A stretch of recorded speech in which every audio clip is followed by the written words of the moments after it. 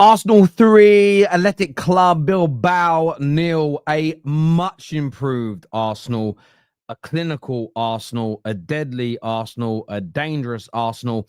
And I'm just going to get straight into it 30 seconds in. I said 2 days ago, with Arsenal's last two performances, I quite fancy my chances of maybe nicking a win at Old Trafford next weekend. I did caveat it by saying, let's wait and see how we feel by the end of Saturday. It's the end of Saturday, and although I'm not ripping my hair out with my club, Arsenal played their main 11, probably barring Miles Lewis-Skelly together, and they were a different animal. They were purring. They looked good. Some of the best football I've seen from Arsenal in a long time. And yes, 3-0 is a great scoreline.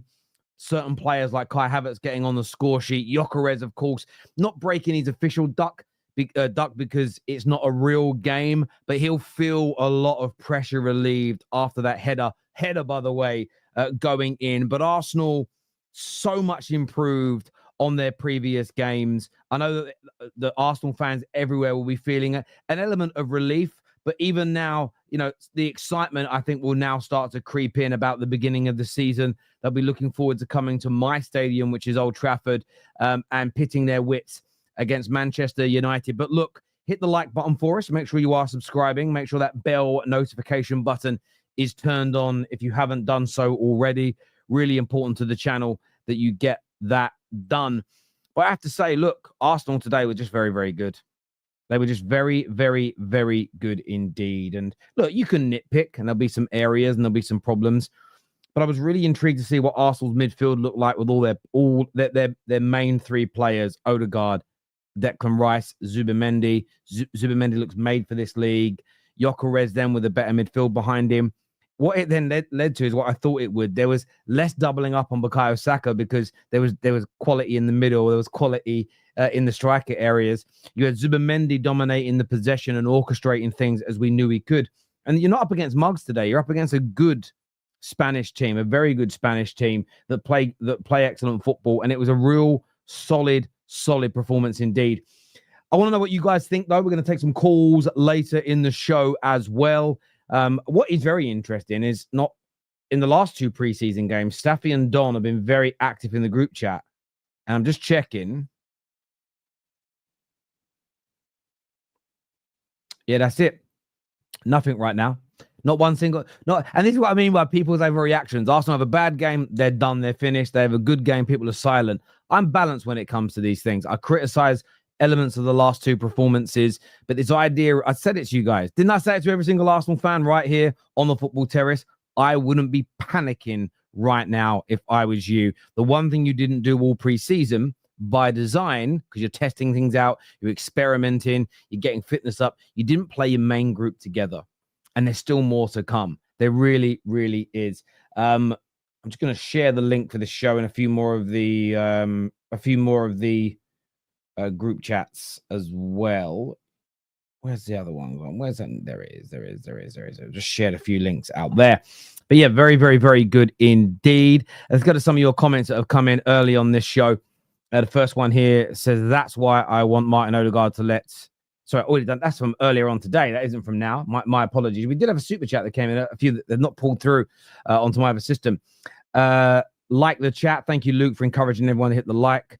As an Arsenal fan, I am curiously optimistic. It's not a matter of when, but how long it's going to take for these players to gel. Madueke looks good. This is the best we've played, according to Nathan, since early 2024. And performance-wise, I think what you're saying holds a great deal of water there, Nathan. It is one of the best performances you've had. I don't think there's any doubt about that whatsoever. Most certainly one of the best I've seen in relation to that. Now, bear with me just a second, people. I want to talk about this seriously, though, for a moment. I did tell you guys not to panic. I did say to Arsenal fans, don't lose your heads. Don't start going crazy. Don't part your cheeks for rivals so soon. You look really dangerous today. You look dangerous. You could see relationships forming with Gyökeres, Saka, Odegaard, and on the left-hand side as well.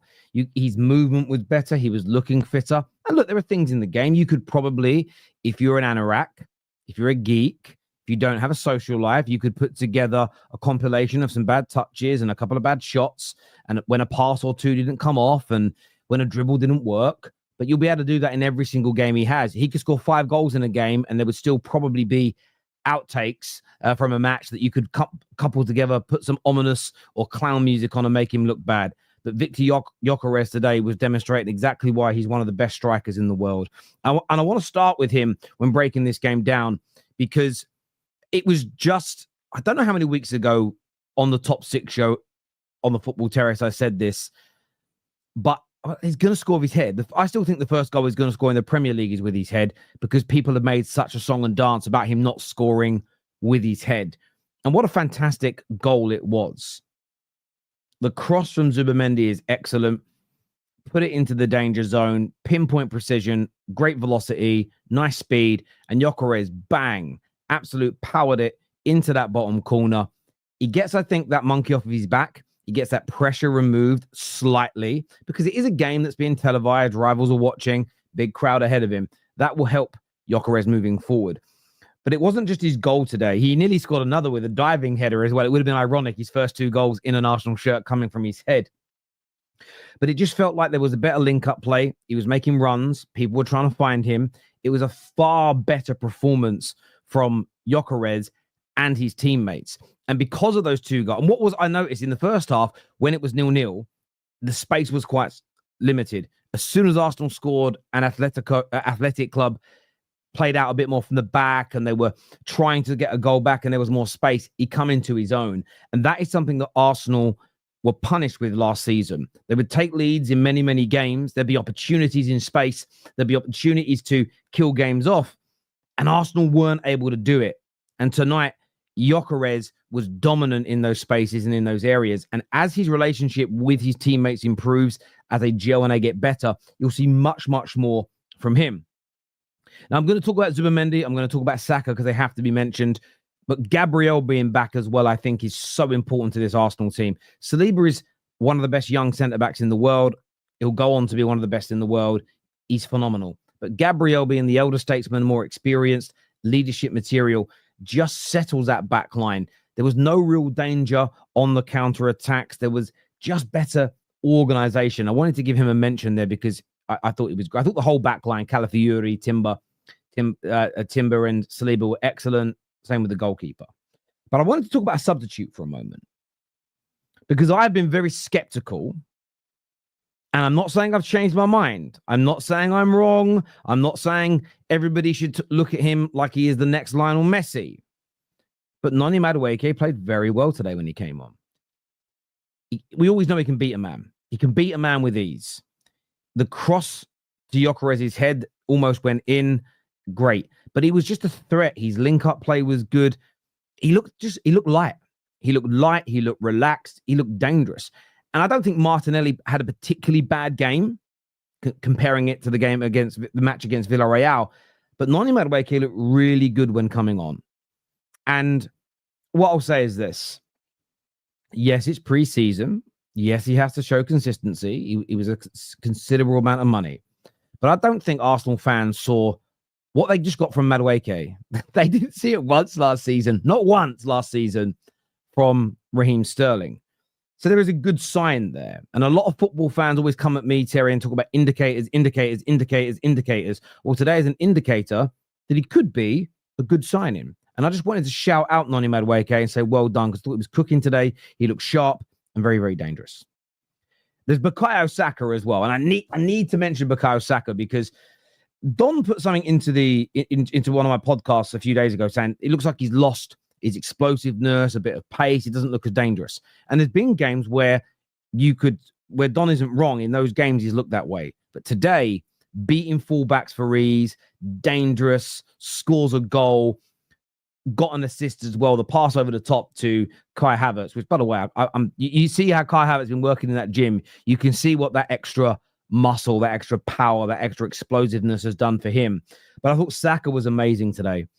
And there's something I've been looking to see all summer, but we never saw the main 11 play, is when everybody's out there, when the ball's being controlled by Zubimendi, when there's creativity and danger in the middle, when you've got one of the most deadly centre forwards in the world, especially once you had a Noni Madueke on the pitch that was beating players, when there's an overlapping fullback for him too, and he's not being doubled up on, tripled up on, ganged up on. It was the very best of Bukayo Saka, and I still think there's levels to go. Doesn't mean he's going to be that good every week, but I keep saying this. I feel like some people, because of the discourse online, are sort of writing him off a little bit. They're overlooking Bukayo Saka as though he really is finished, although he really is, as if he really is done. And I thought he was great.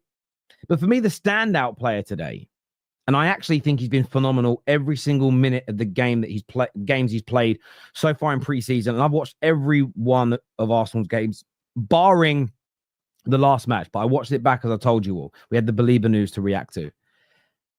Martin Zubimendi is a world-class football player. In my personal opinion, he's world-class. Some are going to disagree, saying, no, he isn't. That's fine. You're entitled to your opinion. Some are going to say he's got to prove it first, which is fair, but he will. This man, he's got good physicality, can cover the ground. He's strong, but his intelligence, he reminds, if you were to take two footballers, the two footballers he reminds me of, but combined together, he has the physicality of a Declan Rice, or similar to Rice, but the intelligence of a Michael Carrick. He mixes those two things together impeccably. Controls the game, the tempo, is comfortable facing his own goal, can turn. I watched on a good few occasions.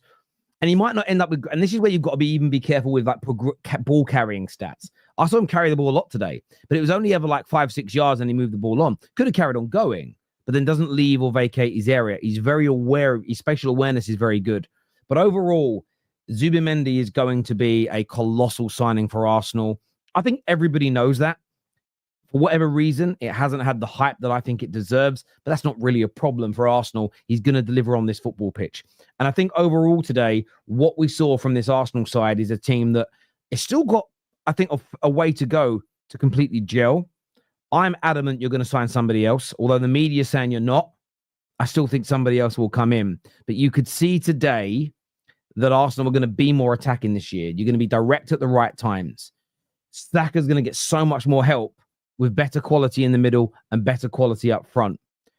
If the likes of Noni Madueke can continue to have these substitute appearances, listen, he could challenge for a place in the first team. And if his performances are in and around this level, the majority of the time that he plays, I don't think there'll be a single gooner on planet Earth that will care that he's ex-Chelsea, that he cost 48 million, because he was very, very talented tonight. Now, even though I'm saying that, that doesn't mean he doesn't have to work hard, that everyone should just drop any agendas or concerns or worries they've got. That would be stupid. That would be ridiculous. That would be a gross overreaction. And I would never do that to a preseason game. But if you haven't watched a lot of Arsenal this summer, and I have, I've watched all but one of their games. They've had 2 or 3 where I thought they looked really good. Again, in periods, because you've got to look at who's on the pitch, how many subs have been made, etc. But look good, really good in periods. Today, this was a very, very solid 90 minutes. And it left me with the same feeling I have towards Chelsea and the same feeling that I've had towards Liverpool. 2 other teams I've watched a lot over this summer. Chelsea with one preseason game, of course, but they had the Club World Cup. Danger. The word that comes to mind is danger. And I said, I said the other day that with the way Arsenal played in the last 2 matches and the way United have been playing, I fancy us at home. We might nick it 2-1. I also said, and my followers all respect me on this because I'm as honest with them as they are with me, that let's wait and see how we all feel at the end by close of business Saturday when the last 2 preseason games are played. Now I'm a little bit scared. Now I'm dreading it a little bit because you could see Arsenal clicking back into gear. And I've just got a gut feeling, just a little gut feeling. I think you guys are going to be more like the 22, 23, 24 Arsenal. I think you're going to attack well this year. Because of players like Gyökeres, I think you're going to score some more goals. That's going to open opponents up and you'll kill them off more. I think there's going to be less of these really tight 1-0 games where you're struggling to get the second, you're pushing hard for it, you get caught on the counter, you draw the game. I think you'll see a lot less of that this season for Arsenal. And it needs to happen, of course. They've got to be in this title race. They've got to try and win trophies. I think every Arsenal fan knows that. But look, overall today, I thought Arsenal were fantastic, more than valued their win. Probably could have been 4 or 5 as well. And they will feel very, very ready indeed for the beginning of the English Premier League. Now, hit that like button, please. Make sure you're leaving your comments below. Get yourself subscribing. And my God, Arsenal look good. Let's get to some more of your comments that have come through here. We have a few more super chats to do. After today, 2 games, I have no doubt that we will win over Arsenal next weekend. They will lose patience as they stay calm and collect in defense. Harold here thinks that Man United will win that game. Harold is a United fan, in case anybody was wondering. Obviously, I know my subscribers very well. How do you rate that header? How do I rate it? Do you mean how good do I rate it, or how can you rate that? Let's go with the first, because that seems more intelligent, and I assume you're an intelligent guy. Top class header indeed. And I think that's one of the things you'll prove people wrong on this year. Oh, he did barely scored headers last year. Did you watch Sporting play? Was there a chance for a lot of headers? Maybe not. Like, I was watching United today, and United were knocking the ball into areas of the pitch with crosses. And people go, oh, we haven't really got anyone in that's deadly in the air. No, we've got to work on the system. We've got a player that's just signed today who's amazing in the air. So you build a system that works for it. I think Gyökeres can do it. It's just different teams, different systems. This here says formers Pute edged us with the celebration. Formers Pute edged just, I don't know what that means. 2 things. Zubimendi, wow, Gyökeres can't do headers. See, the thing is, I remember when United were linked to him, people said he couldn't do headers, and there was this compilation of all these goals in the last 2 years going around. And I went through it, and I was like, yes, there was penalties, but I was like, there was screamers, tap-ins, one-on-ones, chips. There was like 5, 6 headers in there. I was watching it going, what do you mean people that's saying he doesn't have variety to his game? Like, no one's claiming he's R9, but it's just mad agendas. I could see tactical changes from the game. Terry, how do you get on match reactions? What we'll do throughout the course of the season, we're starting to share the links and a lot more phone-ins and a lot more match reactions to take calls, my friends. So we're going back to a lot more call-ins next year. So it'd be great to get you on to have your say. Arsenal fans nowadays piss me off. Where has the delusion and blind trust gone? Our best team in decades, yet these cucks let rivals run our narratives, is what Abraham says here. Zubimendi or Zubimendi? Do you know what? Just call him Zubimendi. Give him his own name. You know what I'm saying? If you think he's that good, give him his own name. Run me the question, is Zubi an upgrade on Partey? Listen, from what I've seen so far, I'm standing on that, on my opinion that I think he is. I think he is an improvement on Thomas Partey. I think he's an improvement. Might also be a better guy as well. Zubi was unreal. Yeah, spot on, Tevin. He was today. It absolutely was today. Top class indeed. Let's get these likes past 1,000. We've got Positive Dan, Negative Dan, and Guna Cow coming on the show with us very, very soon indeed. Negative Dan's not really that negative. He's just honest about his club. I just like the nickname. I think the nickname's great. I'm loving it. What does this say here? What does this say? 2 Martins in the same team. Yeah. Woo! Okay. Some of you say some funny things. Gyökeres will smash 6-0 or 10-0 against United on Saturday. All right, mate, calm down. Hope not. Maradon, stop crying. What's he crying about now? He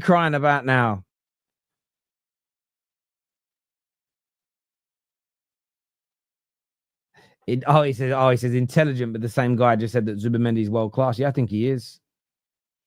Rated him for many, many years. And I'll give you an example away from Arsenal, because I know you get butthurt by that. when Rodri came off in the Euros final, we all know how good Rodri is. England fans everywhere did this whole, oh, we might win now. Who came on and made Spain even better? Zubimendi. Forget that he was playing for Sociedad. Like, United battered Sociedad. We're much better. But that's because when you play football, you're often the sum of your parts.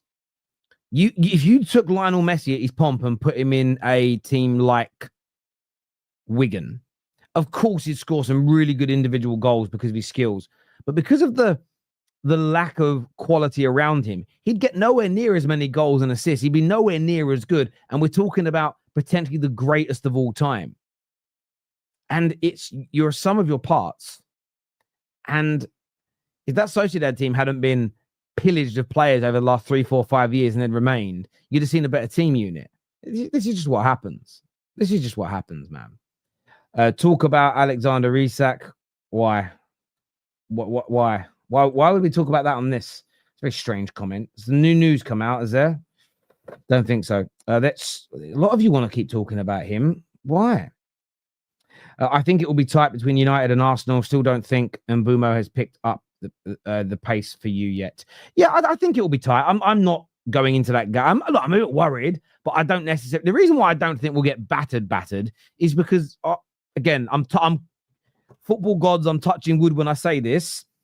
Is we don't often get battered at home by Arsenal, so I'll take that into consideration. But yeah, Arsenal could beat us badly if we're not on point. Of course, I meant to say, how good do you rate it? Yeah, I thought you did because you've got a brain. You're intelligent.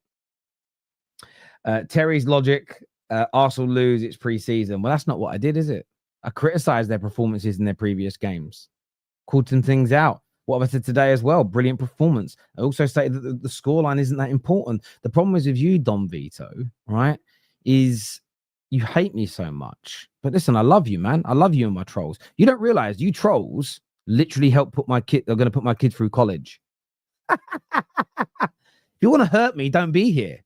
That's why I love you guys. So keep it coming. Keep the bullshit coming. The longer you're here, the more money you make my business. I can employ more people. I can give KJ a pay rise. It's great. I want 1 million of you. Thank you, Don. I love you, bro. I love you, bro. Yeah, no, I definitely said it was preseason, but today's preseason.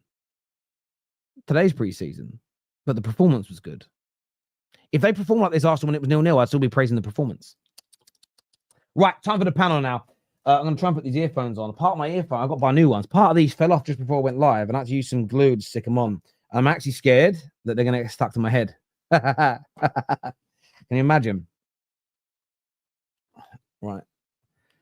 Oh, I better turn that down. Right. Who we got backstage? We got Guna, we got Negative Dan, Positive Dan, Cal, and Dayo on the show. Welcome back, gentlemen. Welcome to the terrace. I need to press another button that I forgot to press. Where are we at? There we go. Oh, look at that. Negative Dan's positive. Look at this. Come on. Welcome back to the show, Be very afraid. Be very afraid. Be afraid. I'm going to come to you first, Negative Dan, because I know you've been wanting a performance. You've been demanding it through preseason in our conversations on the last show that you came on. Much more impressive today, in your opinion? Definitely. We've got to remain positive after this. I can't be negative after this. Gokares is off the mark, gave us his celebration. Top class header. Even better was the assist from Zubimendi, whipped it in. I mean, it's looking more positive than it was. I'm not going to get carried away because it's athletic. Man United beat them 7-0 over 2 legs, but we have to remain positive. That's what we have to do right now. 7-0. Was it 7-0? Yeah, it was like 7-0 on aggregate. 7-1 or something. 7-0. It was 7-1. I'm pretty sure it was. But yeah, back to Arsenal. I think it was a very positive game. A lot of big performances out there, and I think we can be a lot more positive as Arsenal fans after the last 2 games. Say it as it is. We're going to win the league, mate. Yeah. Oh my gosh. I don't know about that, but yeah. I don't know about that, but it's looking very good, Arsenal fans. Very, very good after that. So let's just remain positive, get over to Old Trafford and make it happen. First game of the season. Well, that's the thing, isn't it? I'm going to go to I'm going to go to Cal next on this. You go into that game now, and I know you're somebody else in the group chats on the shows. You've been concerned and worried, but you must have a sense of confidence now coming to Old Trafford in in literally a week's time, just over a week's time after what you just witnessed today. Yeah, and to be honest, it's Zubimendi is the key, guys. Like Zubimendi is the reason that we performed this way. The last two games, Zubimendi didn't start. The 3 games ago, when Zubimendi did start the game, we played well, and I think he just completes this team in a way that Norgard can't. And it's really, really exciting to see us play good, positive football. We're not playing long balls. We're not, playing Stoke City football. We're playing good looking football. And I've always said, every time Arsenal's having fun on the pitch and every time we're playing fast attacking football, we just win more games. It's just the way we work. We just, I don't know what it is, but we can't do the pragmatic thing. When we start playing quickly and we start passing through the lines, we just play well. And man, that was so much fun to watch. And it was such a relief to see our starting 11 finally play a proper game of football and to know that it actually works, because, you're thinking to yourself as an Arsenal fan, does it actually work? Because we keep seeing these kind of mishmash teams with like French players like getting big minutes, but so our starting 11 works, and it works really, really well, and it's a relief, and it's exciting because our 2 big marquee signings were like the 2 best players on the pitch today, and that's Zubimendi and Gyökeres. And man, I thought Gyökeres couldn't head the ball. Yeah, that was what they said. I think every single sexual argument, you can throw that in the bin. Just take that argument, throw it in the bin, because that's all I was hearing. Sesko can head the ball, Gyökeres can't hit the ball. That was like number 1 argument against Gyökeres. Guess what? He had the ball, scored a goal, and he almost got a second one. Diving header, hit the post. But this guy is insane. You know what I'm saying? And he also unlocks that left-hand side, drifting into that left. His hold-up play is good. His link-up play is good. He's such an amazing player. Man, yeah. It's looking good. It certainly did. And Dan, obviously, there was a standout performance today in the middle. What did you make of watching Zubimendi today? I'm going to positive Dan. Yeah, positive Dan on this one. Sorry. Dan, what do we have? Dan, we had this discussion, right? And you told me that you think Partey's better. I told you. And you know what, Terry? You just touched on it. In that performance in the Euros, right, when he came on and everyone thought England, Rodri, it's going to be a positive thing. It wasn't a positive thing because Zubimendi come on and bossed it all. And I said Zubimendi is an upgrade on Partey. And I think it was even with Aaron, do you remember? And he was saying he's not sure, he's got to wait to see what he does and all that. Zubimendi is not one of them players. He's a Spanish international, top-level elite footballer, right? Liverpool were in for him. Real Madrid were in for him. Arteta got on the phone, and that's the reason he's at Arsenal now. And you could see even in the performances where we've not done so well, he's played well. And every time I've watched him, I said, yeah, this guy's a real footballer, a proper footballer, someone who can take the ball on a half turn and always progressive passes, always forward. Zubimendi is elite. Partey is good. This guy's the next level. We bought Partey for 45 million when we had just finished 8th. We're not going. There's no way we buy Zubimendi if we just finished 8th.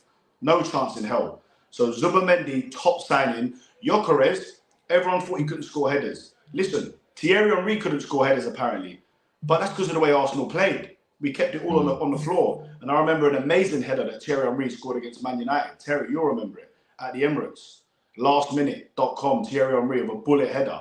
So I think these players, they can't score headers. It's just, is as you say sometimes, Terry, it's just lazy. It's lazy journalism. It's just, come on, it's silly. That bullet header, if he gets the right delivery, he'll score a header. Like I was listening to you before, Terry. Do you watch sporting games? Have you seen if they put crosses in on the hot? Do you know what I mean? But what I will say is, listen, I judge things, when you see the first 11 out, because that's so key. The first year we went for the title, right? When we had our first 11, we were so good. As soon as we lost to Liga, we fell away. The next season, we had practically our first 11, right? Most goals scored ever in history by an Arsenal team. Most wins, 89 points. That's 1 point less than the Invincibles. Arteta's football, Stoke City football, the most goals ever. More than a Wenger side, more than the Invincibles. And people are telling me about Stoke City because, again, people are silly, people are stupid. Talking about Stoke City because we score a few corners. Listen, this Arsenal team now, forget last season. We had injuries, and I don't care if you call it excuses. It's facts. 27 injuries. Like Arteta said, go and check and show me another year where a team had more injuries than we did. Tottenham went from 5th to 17th, and they had less injuries than us. So people, be afraid, because this year, now we've got Glock 9 ready to smash all the goals in, right? Headers, tap-ins, rockets, whatever you want. Zubimendi, boss in midfields. Arteta was smart. He's played it smart, guys, right? Maddison, look at Tottenham, playing every game, injured, out for God knows how long, right? We played a Carabao Cup midfield in the last game. What, Norgard, Marino, and Wanyeri? When will that midfield ever play together again? Arteta wanted to, you know what, one game before, I'm going to least his first 11, and Calafiori, he has to start with Skelly. I've been saying this because Skelly is 18 and he's good, but listen, he's 18 years old. Come on, man. Do you know what I mean? How many teams win leagues with an 18-year-old starting? Calafiori is the perfect guy to start. He's strong, he's solid, and he helps Martinelli. He helps Martinelli, Dan, because I'm just saying, I just don't know how inverted stuff. Skelly does all this inverted stuff. Martinelli's left on his own. I'm not denying that. I'm saying that there's still question marks over his defensive abilities, Calafiori. That's all I'm saying. I'm not saying there's not, but for me, who would you start in at Old Trafford? You start in Calafiori. Skelly all day. I'd start Calafiori actually. Same. Just because I think Skelly, because he's so young, he hasn't started off in the preseason games very well. I haven't seen the Skelly from last year yet. Same. I think he will get there, but he's just a kid. You said we can't do the pragmatic game. We can definitely do the pragmatic game, but we don't want us to do it. But when we need to do it, we can definitely do it. If we're away, when we have to. Yeah, do you know what I mean? We don't want to see it often, but we can do it if we need to. If we're in the Champions League game, big Champions League game, and we're 2-0 up, like against, say, I don't know, Barcelona, I don't want to see us carry on. Do you know what I mean? If we have to see the game out, we can do it. Especially Mosquera, he looks like another talent. Today, the depth that we had today, I'm seeing Timber come off. He's an 8 out of 10 right back. You're bringing on a 7 out of 10 right back. Ben White for him. Martinelli's coming off. Madueke's coming on. Like Mosquera's came on for Gabriel. There was real depth today. And this is why I judge my team. When I always say it, when you see your first 11 out, that's when you know what I mean? You get excited. And listen, Man United, I'm not going to get too excited and say it's going to be a 3 or 4-0. I've said it from the start what I think the score will be. I think it'll be a 2-0 easy, convincing win. And I stick my neck out and I say it again. I think Arsenal are going to win the league this year. We're going to be like when Liverpool got close and close and then they run away with it. Obviously, if Liverpool get Isaac, it's another thing. But come on your show, Terry, when everyone said it's a done deal, including you, I said, I'm not so sure. If Newcastle don't get their striker and he don't go there, listen, it's going to be very positive news for us. I've said all along, I think Liverpool are the favourites and they become clear favourites if they sign Isak. But what I have stated is that I don't think it's impossible that Arsenal or City win the league. Dayo, listen, a much better pre-season performance from you today. Oh, is he? What's happened to Dayo? Dayo, you're back. What are you doing? Where you going, bruv? Dayo. Oh, he's gone. He's gone. He sat there patiently waiting. Oh, he's back with us now. He's back with us. Okay, sweet. There we go, bro. Waiting like 50 Cent. Come on. I don't know what happened. Speak to me, Dayo. Speak to me, brother. Yeah, like honestly, let me just start by saying I enjoyed the game because the team looked more solid. That's it. And this is all I've been asking. We look solid. We look, the little mistakes that we started making in the back, trying to play out the back. I think those are things that, you work out with experience and just clear the ball out. But I have to give kudos to the manager because, again, I know everybody likes to criticize Arteta. The manager coaches a team to position them to be able to put the ball in the back of the net. And that's their job on the pitch. Every single time Arsenal has played, even in games that we've lost, we've created chances that did not go in the back of the net. That's not the manager's fault. He's already coached the system that's gotten you to the edge of the box, and then you can't be in the back of the net. The manager is not going to put the ball in the back. I have to give him kudos because I think he really set up well. I looked at the squad depth, and my big fear this season was he's gotten a lot of players now, and he has almost a like-for-like player in every position. How is he going to manage using these players so that they don't feel like they're not getting minutes and they don't feel disgruntled? But I like the way he's kind of used the players today. I like the way we set up today. That double pivot of Declan Rice and Zubimendi. When I saw the lineup today, I was like, okay, Declan Rice, Zubimendi. Odegaard looks like he's, apart from a few maybe missed passes here and there, I think Odegaard is coming back into his own, like just as a captain and as a player from that injury. He's shooting more from the outside. He's making the right passes again today. Zubimendi, I think everybody said what needs to be said about him. That guy literally just allows us to play free-flowing football. He literally allows us to play that, like, just the tempo. He gets the ball. Sometimes he'll pass back. He'll pass to the side. I was watching him today and he'll make that pass and open up again, collect the ball. He receives the ball with a player right behind him still and still makes a pass, and that is, and then Gyökeres, of everything said about him, I don't care what people say. He's a number 9. His job is to put the ball in the back of the net. Nobody says anything when Haaland plays 30 minutes not touching the ball, and then the minute he touches the ball, he scores. They're like, oh, Haaland. And I'm like, yeah, that's what I need. I need my number 9. I don't care whether he runs to the left or he runs like a tractor or he runs to the right, whatever he does. I just need my number 9 to be able to receive the ball when he's supposed to receive it. However he's going to put it in the back of the net, put it in the back of the net. I trust my defense. Again, the last 2 seasons, we've conceded the least goals, even though we didn't win the league, because that means that defensively, we can see out a game. I'm happy to score 1 goal and see out a total game. Like, I don't care. This is not about, I don't want to see the beautiful free-flowing run around, make a stupid mistake, give the ball away, and then they counter and they score. I don't want to see that. I'd rather, hey, your job, Zubimendi, if I'm Gyökeres, even if you don't touch the ball for 55 minutes and it's 0-0, but when you touch the ball, it goes in the back of the net. Job well done. Thank you very much. Lock up the shop and let's go. That's all I care about this season. Can I ask you a question on what you just said there? Yeah. Because last season we had 14 draws last season, yeah, and we was one of the teams that lost the most points from winning positions, basically. So do you feel like Zubimendi is going to help us more now control these games? It's not just only Zubimendi. I'll say something. Last season we had 14 draws. Of those 14 draws, 6 of them we played with 10 men. That's 6 red cards. In those 6 games, you know what that means? Discipline. The team needs more discipline to know, because if we played 11-11 in those 6 games, I guarantee maybe those are games we would have won. So we probably would have drawn 8 games. Now, do you think that Zubimendi, the way he plays and as a player, can take us in those 8 games that we would have drawn to a win? I think so. Do you think a Gyökeres would have been on this team last season and not scored in about 3 or 4 of those 8 games? He probably would. So my point is, the issues that we had last season, we've kind of fixed. We brought in a striker. We brought in depth. Bukayo Saka doesn't have to run himself to the ground and be injured. Saka, by December last season, had created the most big chances in the league, got injured, went away for 3 months, came back from injury, and was the second person with the most big chances still.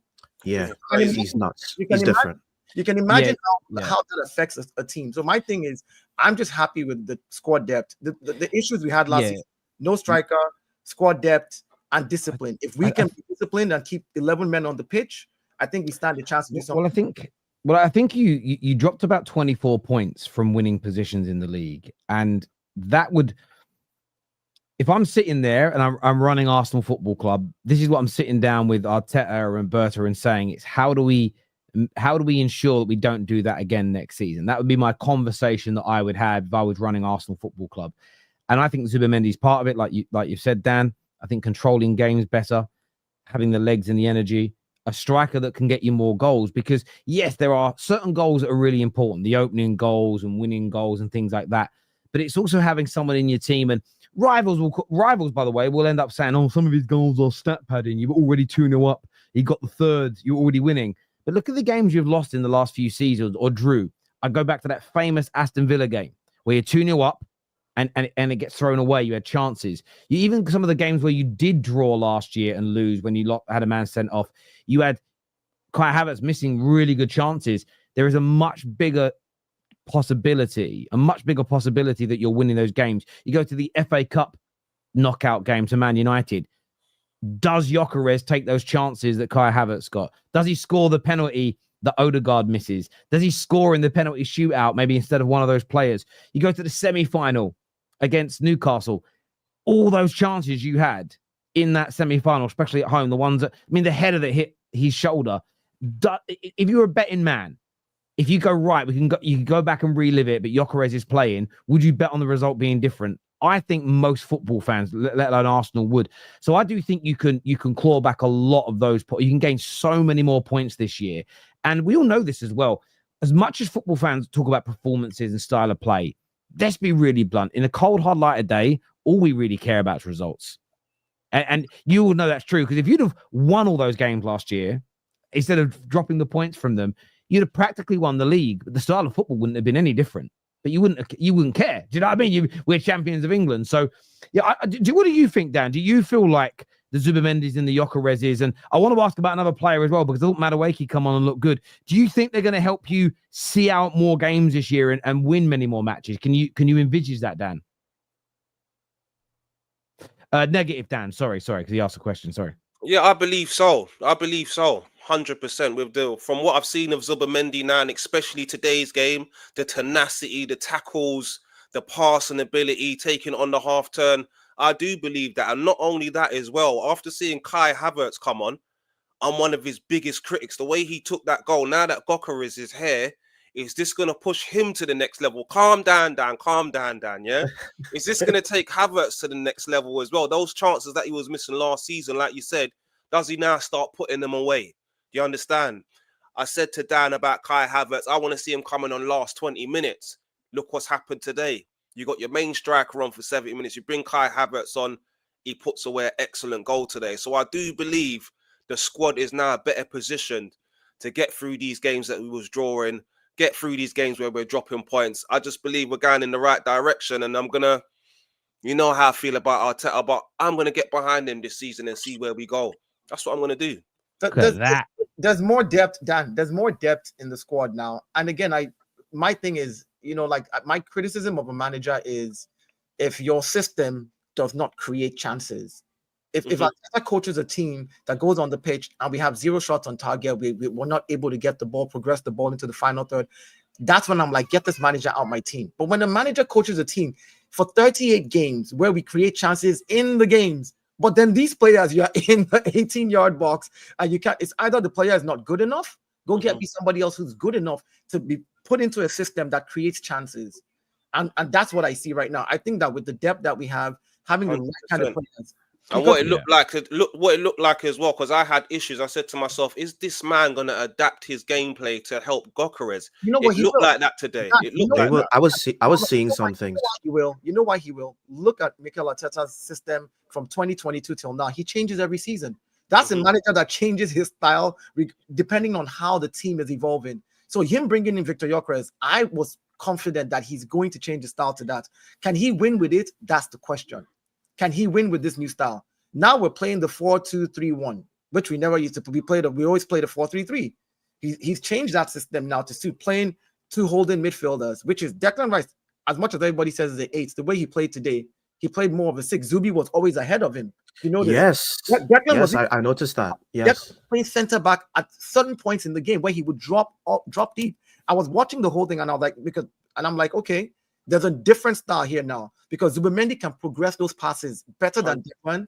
And when Declan gets the ball from the back, because he can drive, he can also eat up a lot of ground and drive at the defense. So I think that we will evolve to over time to benefit Victor Gyökeres. I just want to touch on what you said about Odegaard. For me, it was still a bit concerning from what I was seeing from Odegaard out there today.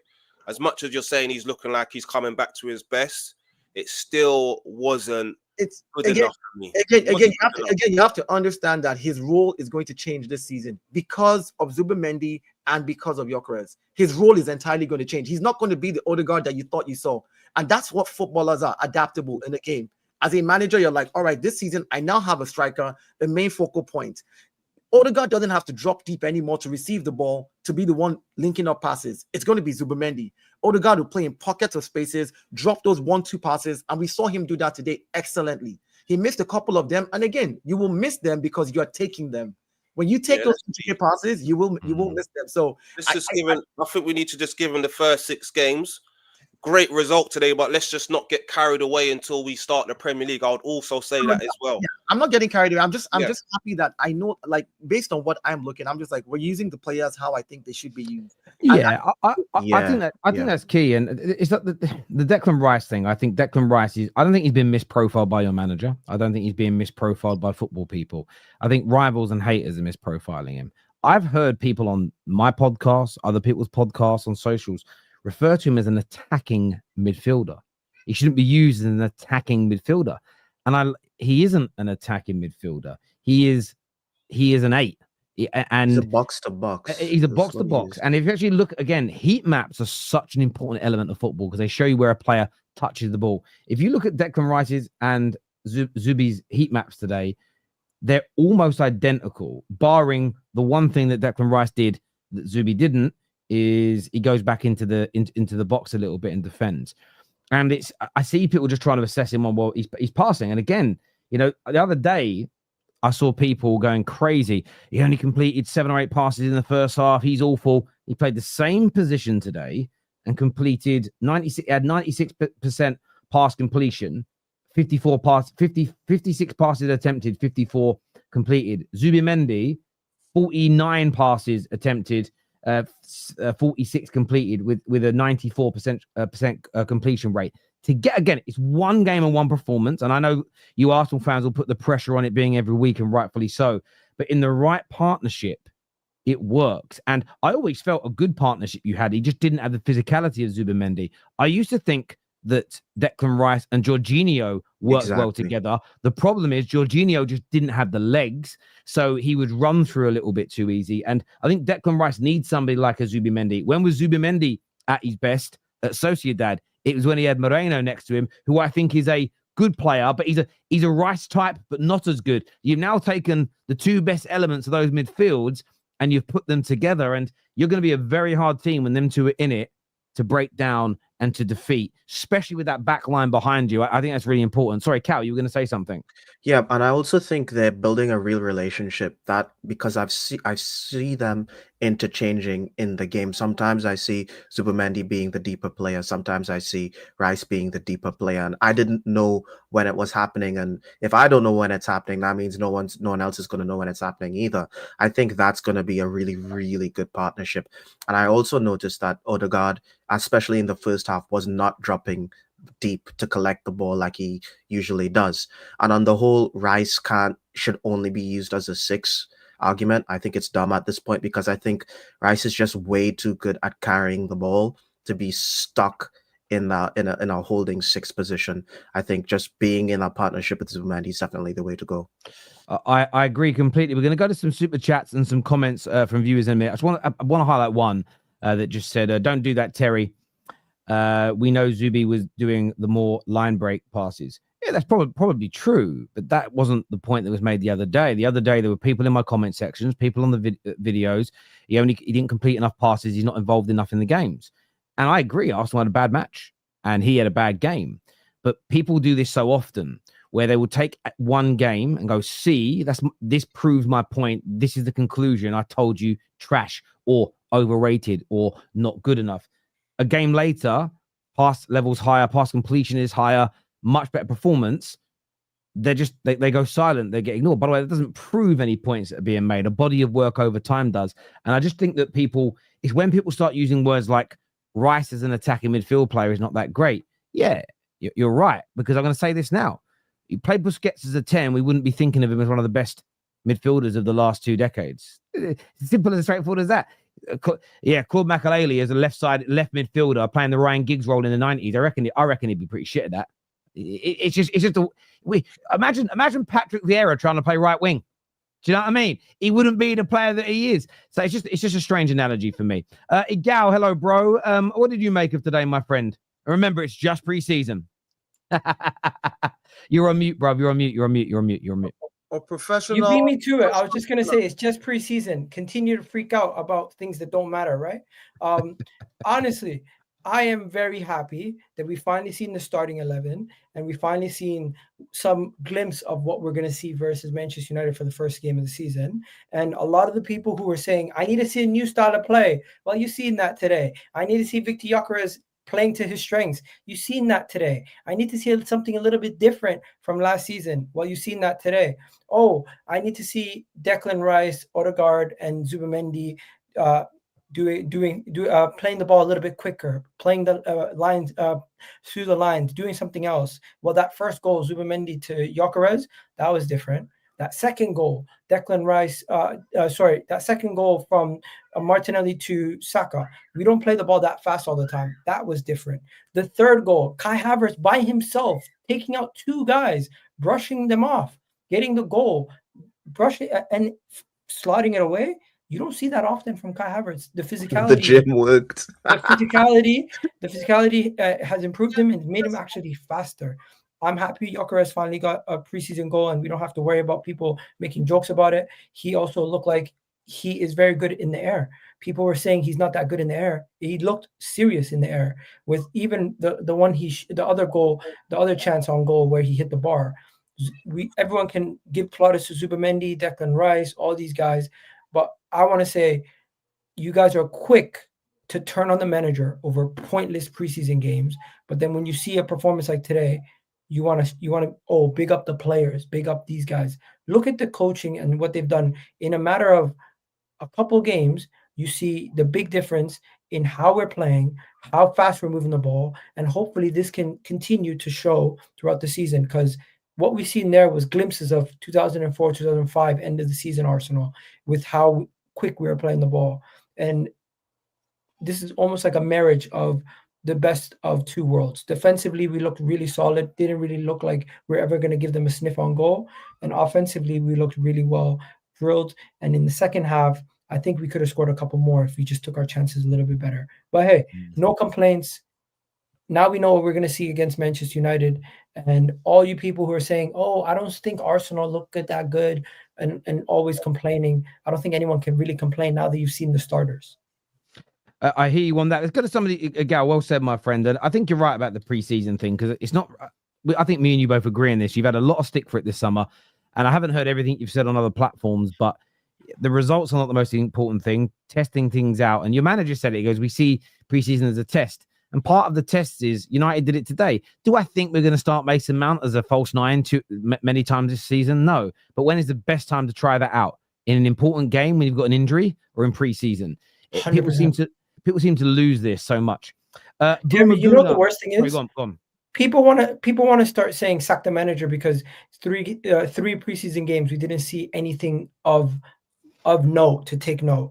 But at the same time, they don't realize that we're not using this preseason like we used to get the team up to scratch. We don't need that. We know majority of these guys. We know Raya, Saliba, right. Gabriel, Declan Rice, Odegaard, Saka, Martinelli. We know them. I even saw this Egal though. I even think I saw Robbie say this. The sort of, and big up Robbie. I got a lot of love and respect and time for Robbie. But it was this whole, in the first performance, the first game for Gyökeres, I'm disappointed we didn't get more than 10, 15 minutes of him. Yeah, if he starts him or gives him half an hour when he ain't ready and he ruptures something, then everybody wants him out because they've rushed him into the team. It's so normal. Look at most teams that have signed a player late. None of them have been starting games. And Mbeumo didn't even play in the first game. Then he had 45 minutes, and I think he got about 55 today as an example. But it's like, I just think that there's been massive overreactions at times from Arsenal fans online this summer. I really do. Bro, the online culture has become weird. I all of a sudden can no longer say anything about Madueke throughout an Arsenal game because I did not want him to join the club. Guess what? He's wearing the Arsenal shirt. If he looks decent, I'm going to say he looked decent. Today, he looked decent. Hopefully, we see more from him. But hey, I'm very happy with how quick the team looked today, man. Unbelievable. Yeah. It looked like a completely different team. It did. Boomer Goomer here says Arsenal play better when the starters play. Imagine that. So why are people crying? The thing is, there was a bit of a worry that he was not gonna start Zubimendi. That was I was hearing that because of how much minutes Norgard was getting over him. Yeah, but the reason was logical though. Norgard played a whole different style of football. You need to get him used to how we play. So in a Premier League game or in a cup game, he's not learning on the fly. I know that. Minutes. But people need to see it to believe it. That's the thing. The issue is this, right? As fans, we just care about seeing our players on the pitch and seeing a good game. As managers and as a training squad, when they're doing preseason, they don't care about that nonsense. You know what they're looking for? Fitness. They're looking for issues with the player. They're looking for positioning. Are you moving quickly? Are you doing this? Okay, Norgard, let's see if we don't have Zubimendi playing, you're going to play this game. Let's see what happens with you. Yeah. For training. The next game, Zubimendi, you're going to do 30 minutes. Ethan, can you come off the bench in 10 minutes and give me something in 10 minutes? This is what preseason is about. It's not about what we think it is. These guys are taking notes, are looking at the players, are figuring out, okay, if Ethan can do this bus in 10 minutes, if we have an injury, we can actually bring him in towards the end, or we can bring him in at the very beginning and then sub him in the second half. Like, these are the things that they're looking at. We can sit here as fans and just try to criticize every single game because some games we did not win or we won. I'm like, I look at the Villarreal stats and we had better stats than them, right? In the Villarreal game. But they took their chances and scored. But it meant that we did the things we needed to do, except for one thing, put the ball in the back of the net. That's where we needed to fix that. And again, you saw that fix in this game, where they're like, all right, do the same things you did against Villarreal, control the game, dominate the game, have more accurate passes, take more shots. Like, imagine taking 17 shots in Villarreal game and having 3 on target. And then they took 7 shots and they had 4 on target. You know what else I was going to say? What was so key about today, me watching the game? We didn't look so lopsided going down the right. I think we was playing more down the left today. Yeah, That's we what it looked were. like. And even On when the middle, bro. When Madway could come and look like we had even more balance. So it looked good today. I can't lie. Yeah, because Zubimendi doesn't have the right you side can't bias compliment as well. him if you didn't want him. Again, we look good down the left today again because someone like Victor Yopres likes to run down that left channel. You notice that as well. And then Calafiori likes to overlap on that left side as well. Yeah. There was a lot of players. You know, I was speaking to somebody. Who would you start? Lewis-Skelly or Calafiori? Because I would start Ben White depending on the team and Miles, but somebody was saying they would start Calafiori. Yeah. Egal, We had that conversation here. Most have picked Calafiori. yeah, I depending think on the team. Egal. Depending on the team I'm playing. If I'm playing a team that is midfield heavy, I'll play Skelly because he can invert and join my midfield and give me numbers there. But if I'm playing a team that wants to play a low block and sit back against us, Well, Man United are not midfield heavy, so you probably don't need to do that. I'll play Calafiori because he can overlap and do a lot of damage as well. Let's get through some more of these super chats here. D King says, Dayo, the double pivot with Rice and Zubimendi is what I asked for, is what D King says here. What did that dude say? There's still questions over Calafiori's defending. Does he even know we bought him as one of the best centre-back prospects in Italy? Yeah, he's talking about what I said, but he's not been played as a centre-back. He's been played at a left-back position, which is completely different. And I've seen him be exposed. That's the only reason I said that. He looked a bit better today, though. I will say that. Yeah.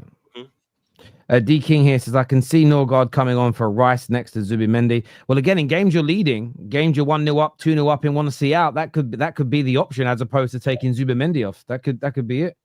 Yeah. This year says, love the new Master Madness video. Keep it up, Sam. I don't know who's that aimed at. I don't know what that means. I could see tactical changes in the game. Terry, we've done that super chat there. Of course, I've done those other super chats as well. I just wanted to ask before we ended, what did you guys make of, and I've got a Cal first, what did you make of Madueke's substitute appearance today? Pretty good. I thought he was quite, dynamic, and he, was taking his man on. He put in a couple of good crosses. To be honest, he's pretty much what I was hoping for. He didn't light the world on fire or anything like that, but I thought he still did a pretty good job. And I think what he does is, and what I was hoping he did, and he did it today, is that he asked questions of the defense on that left. So he just spreads the field. You know what I'm saying? So yeah, I think it was okay. I wasn't, completely blown away by it. I don't think I'm blown away by anyone that we have currently on that left-hand side, but it was like his first time playing. And I think I can see him trying things. He kept trying different things. And when I see a player trying to do different things on the pitch, I know it's just a matter of time before he clicks and he starts forming a couple of relationships with the other guys on the pitch. And he can cross the ball. He looks up and he crosses the ball, and he did that very well. And in another world, like Gyökeres scores off that cross that he did. He also did another one where he lobbed it across, and Isaka almost scored on the back post. So I think he's going to do well for us. Yeah, I can certainly, I can see, if he plays like that, I can certainly get on board with that one. Look, I want to thank every single person who has tuned into the show. Please make sure you've hit the like buttons. Please make sure you are subscribing. get the bell notification buttons turned on as well. We're back tomorrow with a Done Deal show in the morning, Community Shield coverage in the afternoon as well. This is going to redirect you to the United Stand. So go check out Mark Goldbridge. He's live right now. Go let him know there's been a TFT or a Football Terrace raid over there, please, people. But listen, until next time, everybody, look after yourselves. Take care. Goodbye. God bless. And we'll see you all again very, very soon. Peace.